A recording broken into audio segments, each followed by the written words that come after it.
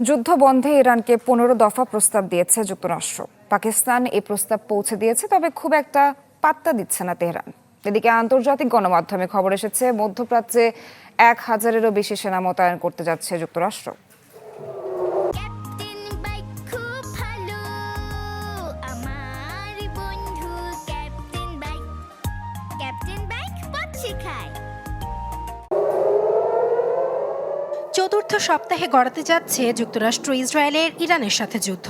টানা হামলা পাল্টা হামলায় খাবে খেয়ে ট্রাম্প প্রশাসন যুদ্ধ থামাতে এখন অনেকটাই মরিয়া।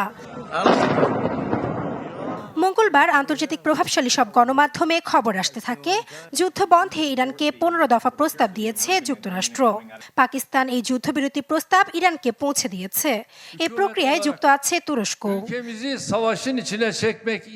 পাকিস্তানি কর্মকর্তা জানান 15 দফা প্রস্তাবে মূলত নিষেধাজ্ঞা শিথিল, বেসামরিক পারমাণবিক সহযোগিতা, ইরানের পারমাণবিক কর্মসূচি সীমিত করা, ক্ষেপণাস্ত্র কর্মসূচিতে সীমাবদ্ধতা এবং পারস্য উপসাগরের সংকীর্ণ প্রবেশপথ হরমুজ প্রণালী দিয়ে জাহাজ চলাচলের সুযোগ নিশ্চিত করার বিষয়গুলো অন্তর্ভুক্ত রয়েছে।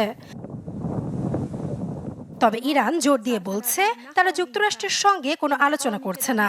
দেশটির এক সামরিক মুখপাত্র যুক্তরাষ্ট্রের কূটনৈতিক প্রচেষ্টাকে ব্যঙ্গ করে বলেছেন মার্কিনিরা নিজেই নিজেদের সাথে আলোচনা করছে। এদিকে উপসাগরীয় দেশগুলোর ওপর ইরানের টানা হামলা থামার কোনো লক্ষণ দেখা যাচ্ছে না। মঙ্গলবার রাত থেকে বুধবার সকাল পর্যন্ত কুয়েত ও বাহরাইনে ক্ষয়ক্ষতির ঘটনা ঘটেছে। কুয়েত আন্তর্জাতিক বিমানবন্দরে একটি ড্রোন জ্বালানি ট্যাঙ্কে আঘাত করলে লেগে যায় আগুন। আবারও বন্ধ হয়ে যায় বিমান চলাচল। বাহরাইনে ড্রোন হামলায় মরক্কোর এক নাগরিক নিহত হন। সৌদি আরব জানিয়েছে তারা রাতের মধ্যে অন্তত 4টি ড্রোন ভূপাতিত করেছে। সংঘাত নিরসনে যখন একদিকে আলোচনার পথ খুঁজছে যুক্তরাষ্ট্র, তখন মধ্যপ্রাচ্যে সামরিক শক্তি আরও বাড়ানোর ছক কষছে পেন্টাগন। মার্কিন গণমাধ্যমগুলোতে খবর এসেছে যুক্তরাষ্ট্রের বিশেষায়িত 82তম এয়ারবর্ন ডিভিশনের 1000-এরও বেশি সেনা মধ্যপ্রাচ্যে মোতায়েন করতে যাচ্ছে যুক্তরাষ্ট্র। এ অঞ্চলে আগে থেকেই 50,000 মার্কিন সেনার উপস্থিতি আছে। এদিকে ইরান বলছে উপসাগরীয় এলাকায় মার্কিন সেনার নড়াচড়া গভীরভাবে পর্যবেক্ষণ করছে তারা। নাসরিন আক্তার, চ্যানেল 24।